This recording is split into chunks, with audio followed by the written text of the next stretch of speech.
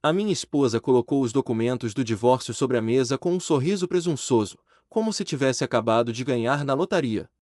Ela pensava que eu iria ceder, implorar para que ela ficasse ou começar a gritar. Ela não sabia uma coisa: eu tinha visto esse cenário 2 semanas antes na impressora do amante dela. Enquanto ela esperava pelas minhas lágrimas, peguei no telemóvel e cliquei em enviar na mensagem que acabará de destruir o seu plano de fuga perfeito. A caçada começou. O meu nome é João e, aos 43 anos, aprendi que a vida é como a restauração de uma casa antiga em Sintra. Se a fundação estiver podre, não importa quão bonita seja a fachada, tudo acabará por ruir. Tenho uma pequena empresa de remodelações. As minhas mãos estão sempre ásperas, marcadas pelo cimento e pelo pó de pedra, mas são mãos honestas que construíram uma vida confortável para minha família. Ou, pelo menos, foi o que eu pensei até aquela manhã de sábado chuvosa. A Inês já estava na cozinha quando desci. O cheiro a café acabado de fazer pairava no ar, mas a temperatura na divisão parecia ter descido 10 graus assim que entrei. Ela estava sentada à ilha de mármore, impecável, sem um único fio de cabelo fora do sítio, com aquele ar de quem se preparou para uma reunião de negócios e não para um pequeno almoço em família. Não me olhou nos olhos quando me estendeu uma pasta de cartão azul. O som do papel a deslizar pela pedra fria foi o único ruído na casa. Assina isto, disse ela, com uma voz tão calma que me provocou arrepios na espinha. Eram papéis de divórcio. A assinatura dela já lá estava, desenhada com uma confiança arrogante. Olhei para ela e vi aquele sorriso. Um sorriso presunçoso, pequeno, de quem acredita ter todas as cartas na mão. Ela achava que eu ia desabar. Achava que eu ia implorar, chorar, perguntar onde é que eu tinha falhado. Ela disse que queria resolver tudo sem advogados, de forma amigável, para o bem dos miúdos. Mas a Inês cometeu um erro fatal. Ela subestimou a atenção ao detalhe de um homem que passa a vida a procurar fendas em estruturas. O que ela não sabia era que eu já tinha visto aquele documento. 2 semanas antes, eu tinha estado em casa do Ricardo, o consultor financeiro do banco dela, para reparar o deck de madeira da piscina. Ele tinha deixado o computador desbloqueado na sala. E lá estava, na fila de impressão, um ficheiro intitulado Projeto Liberdade. Não era apenas um rascunho de divórcio, era um manual de instruções para desmantelar a minha vida. Mantive o meu rosto impenetrável, ignorando o nó no meu estômago. Puxei o meu telemóvel do bolso, calmamente, enquanto o sorriso dela vacilava ligeiramente. Perguntei-lhe se ela tinha certeza de que queria fazer isto sem advogados. Ela insistiu que era o melhor, que eu não tinha hipótese. Foi então que virei o ecrã do telemóvel para ela. Não era uma foto de família. Era uma fotografia que eu tinha tirado ao monitor do Ricardo naquele dia. Mostrava um e-mail rascunho onde eles planeavam vender a nossa casa de férias no Algarve antes de eu sequer saber do divórcio e esconder o dinheiro numa conta offshore. O sorriso dela desapareceu instantaneamente, substituído por uma palidez mortal. Disse-lhe que, antes de eu assinar qualquer coisa, devíamos ver o que a mulher do Ricardo, a Mariana, achava daquele plano. O dedo do meu polegar pairou sobre o botão de enviar. A Inês tentou alcançar o telemóvel, derrubando a chávena de café, o líquido escuro a manchar a sua roupa imaculada. Ela gaguejou, disse que eu estava a ver coisas onde não existiam, que o Ricardo era apenas um colega. Olhei-a nos olhos e disse, com uma voz firme, que ela tinha 5 segundos para me dizer a verdade ou eu carregava no botão. 1, 2, 3. O silêncio dela foi a confirmação. Carreguei em enviar. O telemóvel dela vibrou na mesa segundos depois. Não era uma mensagem minha, mas sim uma notificação de que a Mariana tinha acabado de receber o meu e-mail com todos os anexos, as fotos do carro da Inês à porta dele às 3 da manhã, os extratos bancários de hotéis em Évora onde eu nunca estive, e o pior de tudo, as mensagens onde eles gozavam com o meu trabalho sujo e planeavam usar o dinheiro da herança do meu pai para financiar a nova vida deles. A Inês caiu na cadeira, derrotada. Disse-lhe que o jogo tinha mudado. Ela achava que estava a lidar com um marido cansado que só queria dormir depois do trabalho, mas acabou de acordar o homem que construiu tudo que ela usufruía com suor e sangue. Levantei-me, Peguei na minha chave da carrinha e avisei a de que ia buscar os miúdos ao futebol e que, quando eu voltasse, iríamos ter uma conversa muito diferente. Não sobre um divórcio amigável, mas sobre guerra. E eu não tencionava perder. Deixei a Inês na cozinha, em cacos, no meio dos destroços do seu plano perfeito. Dentro da minha carrinha de trabalho, o cheiro a poeira e a verniz nunca me pareceu tão reconfortante, tão real. Era o cheiro da minha vida, do meu esforço, de algo que construí com as minhas próprias mãos. Enquanto conduzia para ir buscar o Diogo e a Sofia ao treino, a raiva quente que senti na cozinha começou a transformar-se em algo mais frio, mais afiado, determinação. Eu não era uma vítima. Era um homem que tinha sido empurrado para uma guerra que não começou, mas que agora tinha a obrigação de vencer. Pelos meus filhos. Eles eram o centro do meu universo, a razão pela qual eu passava 12 horas por dia a restaurar o patrimônio de outras pessoas, para que o nosso estivesse seguro. A ironia da situação era de cortar a respiração. O meu telemóvel vibrou no suporte do tablier. Número desconhecido. Atendi, com o coração a bater descompassado. Uma voz de mulher, embargada mas firme, perguntou se eu era o João Silva. Era Mariana, a mulher do Ricardo. Disse que tinha recebido meu e-mail e que precisava de falar comigo urgentemente. Agradeci-lhe pela chamada e sugeri que nos encontrássemos. Ela propôs uma pastelaria discreta perto da Praia do Guincho, longe dos olhares curiosos de Sintra. Era o local perfeito. Desliguei a chamada e senti o primeiro vislumbre de esperança. Eu já não estava sozinho nisto. Pelo menos uma pessoa no mundo acreditava em mim. Quando cheguei ao café, a Mariana já lá estava, numa mesa ao canto, com um computador portátil aberto à sua frente. Não parecia uma mulher traída e destroçada. Parecia uma general a preparar-se para a batalha. Tinha os olhos vermelhos de quem não dormiu, mas o seu olhar era focado, analítico. Ela não perdeu tempo com sentimentalismos. Mostrou-me o ecrã do seu computador. Tinha conseguido aceder ao disco pessoal do Ricardo, um que ele pensava estar bem escondido. E o que encontramos foi muito pior do que uma simples traição. Ricardo tinha uma pasta para cada projeto. O meu chamava-se Alvo Sintra. Lá dentro, havia folhas de cálculo que documentavam a minha vida nos últimos 8 meses. As minhas horas de chegada a casa, os meus investimentos, as minhas frustrações com um cliente difícil, a semana em que fiquei até mais tarde a terminar uma obra. Tudo estava registrado. Mas o mais assustador eram as notas da margem. Provocar discussão sobre finanças na sexta-feira. Sugerir que ele está a negligenciar a família pelo trabalho. Reforçar o isolamento emocional. Não era um caso de amor, era uma operação psicológica.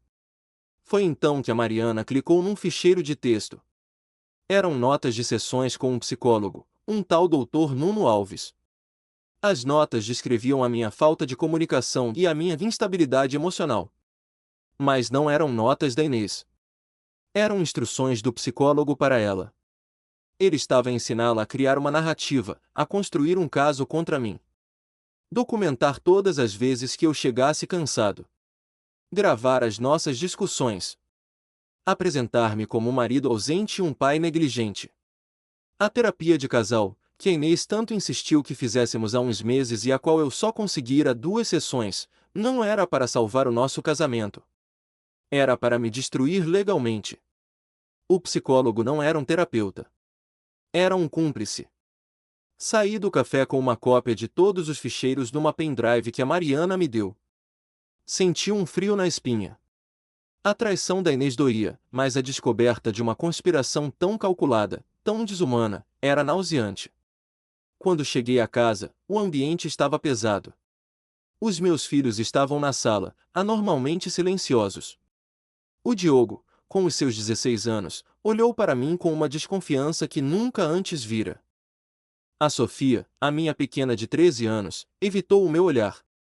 A Inês tinha estado a trabalhar. Via no canto da sala, com uma expressão de vítima frágil. Ela já tinha começado a segunda fase do ataque, envenenar os nossos filhos contra mim.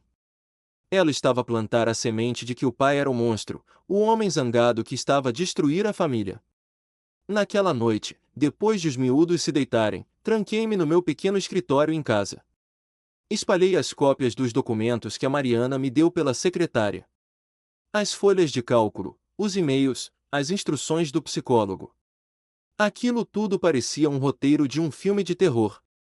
A Inês e o Ricardo não eram amantes apaixonados. Eram predadores. E eu era presa. Mas eles tinham cometido o mesmo erro que todos os predadores cometem. Acharam que a presa era fraca. Olhei para uma fotografia dos meus filhos na secretária, sorridentes, durante umas férias de verão nos Açores. A raiva deu lugar a uma clareza gelada. Isto já não era sobre dinheiro ou sobre uma casa. Era sobre eles. Era sobre garantir que a mãe deles não lhes roubava o futuro e a imagem do pai.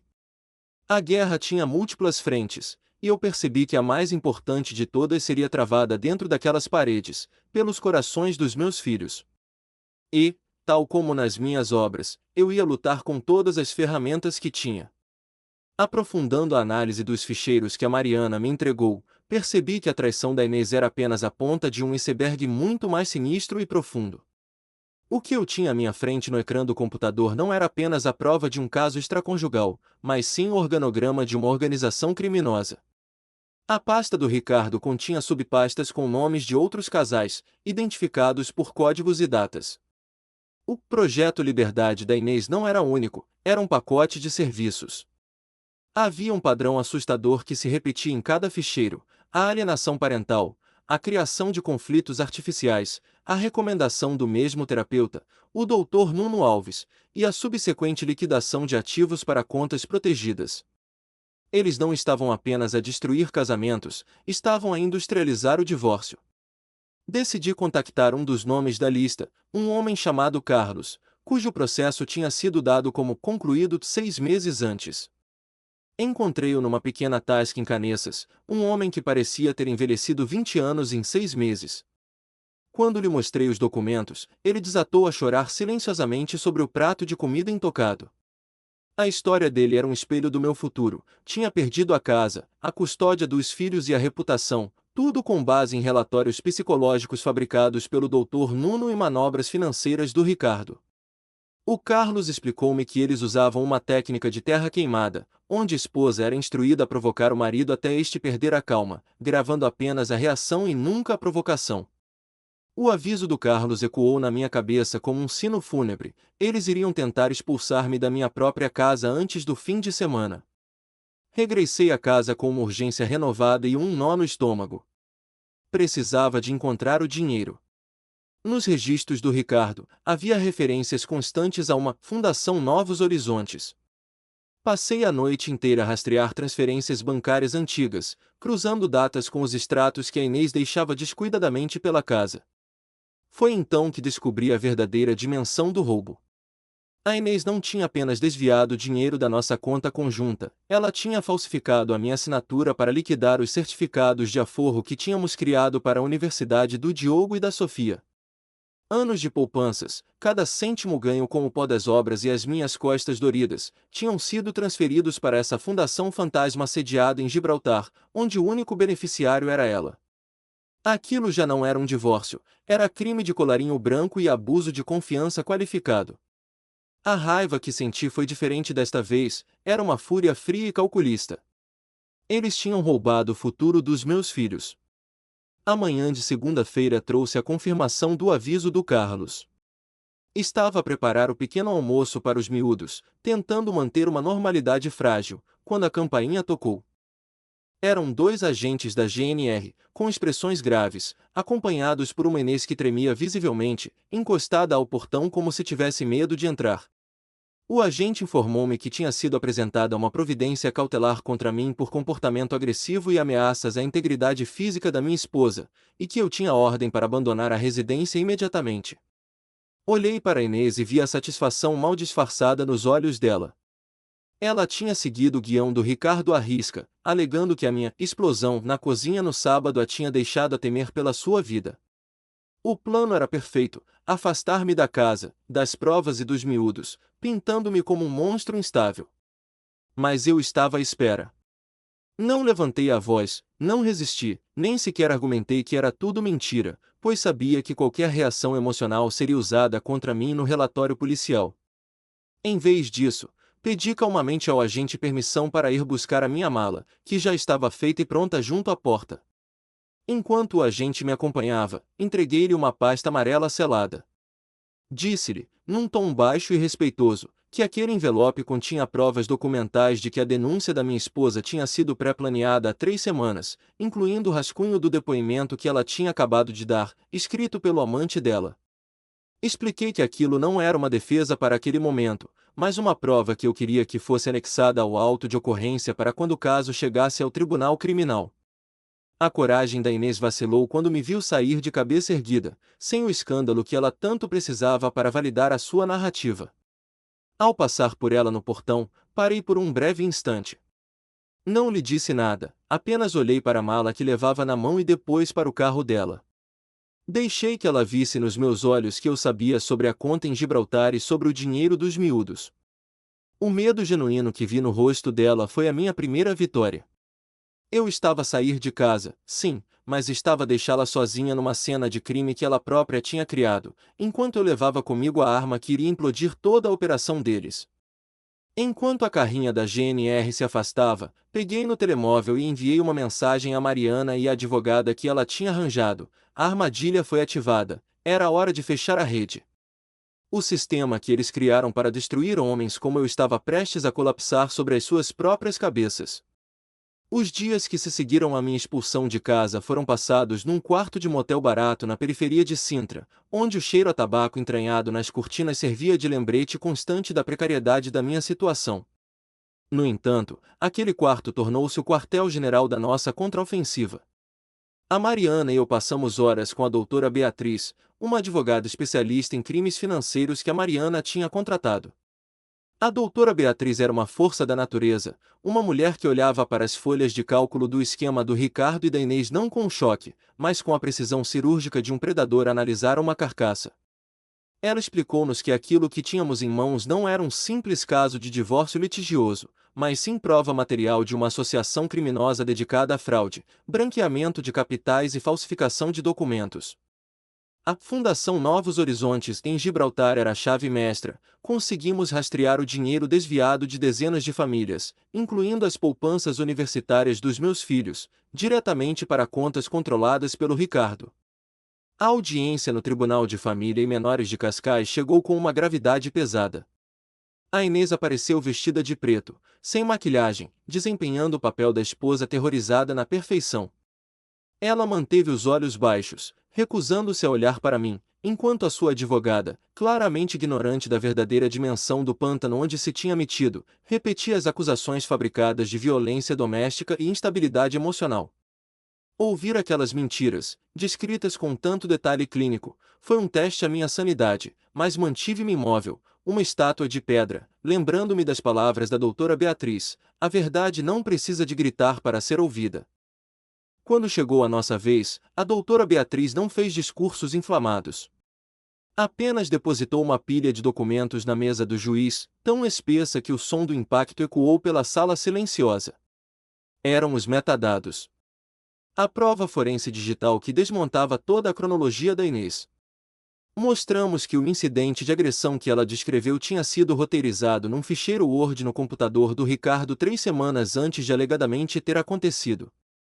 Apresentamos os e-mails trocados com o Dr. Nuno Alves, onde o terapeuta sugeria frases específicas para me provocar e instruir a Inês a simular medo caso eu levantasse a voz. Mas o golpe final foi o rastro financeiro. Quando o juiz viu os comprovativos de que a Inês tinha liquidado os certificados de aforro dos próprios filhos para financiar a sua nova vida de solteira, a atmosfera na sala mudou instantaneamente. A simpatia que o tribunal poderia ter pela vítima evaporou-se, substituída por um silêncio gelado e reprovador.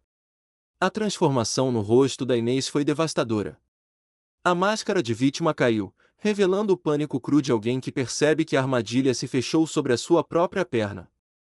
O juiz, um homem grisalho com décadas de experiência, analisou os documentos com uma expressão cada vez mais severa. Ele levantou os olhos dos papéis e fixou-os na Inês com um desprezo palpável. Sem proferir uma única palavra de conforto, revogou imediatamente a providência cautelar, ordenou o regresso imediato das crianças à minha guarda exclusiva provisória e, num movimento raro e decisivo, ordenou que as atas da audiência fossem enviadas diretamente para o Ministério Público para investigação criminal.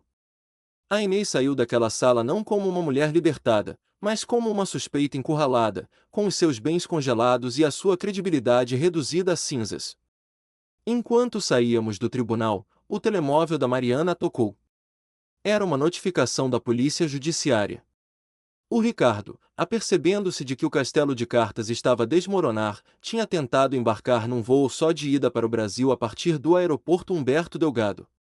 Foi interceptado na zona de controlo de passaportes, transportando uma mala de mão com 80.000 euros em numerário e vários discos rígidos encriptados. A tentativa de fuga foi o último prego no caixão da defesa deles, confirmando a consciência de culpa e a existência da rede criminosa. A notícia da detenção espalhou-se rapidamente, e eu sabia que o Dr. Nuno seria o próximo a receber uma visita dos inspetores. Regressei à casa nessa mesma tarde. A chave rodou na fechadura com um som familiar e reconfortante.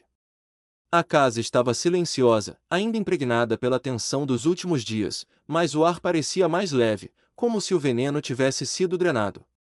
Enquanto percorria as divisões vazias, recolhendo as coisas da Inês que ainda estavam espalhadas, o plano de fuga, os folhetos de apartamentos de luxo, as mentiras impressas em papel, senti uma exaustão profunda, mas também uma paz estranha. A Inês tinha tentado roubar tudo, a minha casa, o meu dinheiro, a minha dignidade e o amor dos meus filhos. Mas ela subestimou a fundação sobre a qual esta família foi construída. Agora, ela estava sozinha, sem amante, sem dinheiro e ia enfrentar uma pena de prisão, enquanto eu estava de pé na minha sala, pronto para começar a verdadeira reconstrução, tijolo por tijolo. Os meses que se seguiram à queda da Inês e do Ricardo foram marcados não pelo êxtase da vitória, mas pela lenta e meticulosa reconstrução de uma paisagem devastada. A justiça, descobri, não é um evento único, explosivo e cinematográfico, mas sim um processo burocrático, arrastado e silencioso. A Inês aceitou um acordo judicial para evitar uma pena de prisão efetiva de 5 anos. Em troca da sua liberdade condicional, ela confessou integralmente a sua participação no esquema de fraude, concordou com a restituição total dos fundos desviados e abdicou de qualquer pretensão sobre a nossa casa ou pensão de alimentos. Vê-la no tribunal, a assinar aquele acordo com as mãos a tremer, desprovida daquela arrogância que exibia na cozinha meses antes, não me trouxe alegria. Apenas uma sensação de encerramento, como fechar a porta de uma casa em ruínas que já não pode ser habitada. A recuperação financeira foi uma batalha à parte. Com a colaboração da Polícia Judiciária e das autoridades internacionais, conseguimos desbloquear as contas da Fundação Novos Horizontes em Gibraltar. Foi um dia de emoções contraditórias quando recebi a notificação do banco a confirmar que as poupanças para a Universidade do Diogo e da Sofia tinham sido repostas. Aquele dinheiro representava muito mais do que euros numa conta, representava as noites mal dormidas, os fins de semana a trabalhar debaixo de sol e chuva, e a promessa de um futuro que eu me recusava a deixar que fosse roubado. O Ricardo, por sua vez, não teve tanta sorte. Com cadastro anterior e apanhado em flagrante delito a tentar fugir do país com capitais ilícitos, foi condenado a 8 anos de prisão efetiva. A sua licença para exercer consultoria financeira foi revogada vitaliciamente, e a rede de gestão de divórcios que ele e o Dr. Nuno tinham montado foi completamente desmantelada, libertando dezenas de outras famílias que, sem saberem, estavam na lista de espera para serem as próximas vítimas. No entanto, a verdadeira reconstrução não aconteceu nos tribunais, mas sim dentro das 4 paredes da nossa casa em Sintra. O regresso dos miúdos foi, inicialmente, doloroso.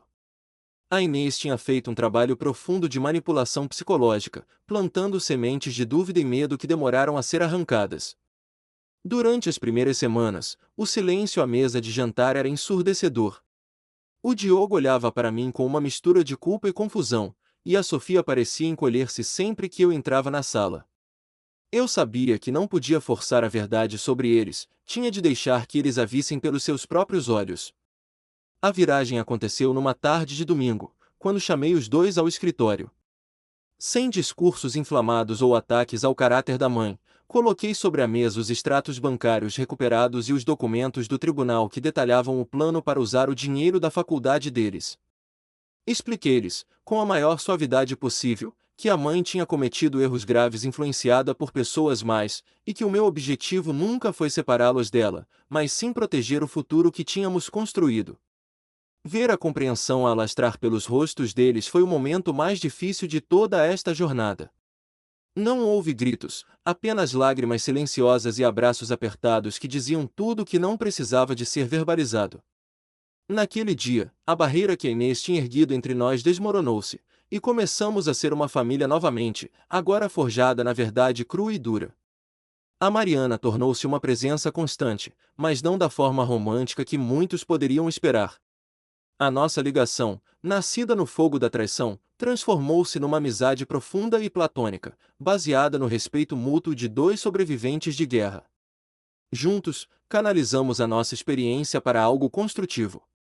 Com a ajuda da doutora Beatriz, criamos um pequeno grupo de apoio e consultoria para pessoas em processos de divórcio de alto conflito, ajudando-as a identificar os sinais de fraude financeira e manipulação psicológica antes que fosse tarde demais. Saber que a nossa dor podia servir de escudo para outros trouxe um novo propósito às nossas vidas. A Mariana recuperou a sua própria dignidade, abriu o seu próprio negócio de design de interiores e floresceu longe da sombra tóxica do Ricardo. Hoje, 6 meses depois do fim do processo, encontro-me no topo de um andaime, a restaurar a fachada de um palacete antigo na serra. O sol está a pôr-se sobre o Atlântico, pintando o céu de tons de laranja e violeta. O cheiro a argamassa fresca e a maresia enche-me os pulmões. O meu telemóvel vibra no bolso. É uma mensagem do Diogo, a dizer que teve a nota mais alta no teste de matemática e a perguntar se podemos ir comer marisco para celebrar. Sorrio, limpando o pó das mãos às calças de trabalho. A minha vida não é a mesma que era antes daquela manhã chuvosa. A ingenuidade desapareceu, substituída por uma cautela vigilante. A cicatriz da traição da Inês ainda existe, uma marca invisível que me lembra que a confiança é um privilégio, não um direito. Mas, ao olhar para o horizonte, sinto uma paz que julgava ter perdido para sempre. Aprendi que as estruturas mais fortes não são as que nunca abanam, mas sim as que sobrevivem à tempestade e se mantêm de pé quando o vento acalma. Recuperei a minha casa, salvei o futuro dos meus filhos e mantive a minha integridade intacta. A Inês tentou destruir-me, mas acabou por me revelar a minha verdadeira força. Sou um construtor, afinal de contas. E quando uma parede cai, eu não choro sobre os escombros, eu limpo o terreno, misturo a massa e construo algo novo, mais sólido e mais resistente do que o que estava lá antes. E isso, no final de contas, é a única vingança que realmente importa: viver bem, com a consciência tranquila e as mãos sujas de trabalho honesto.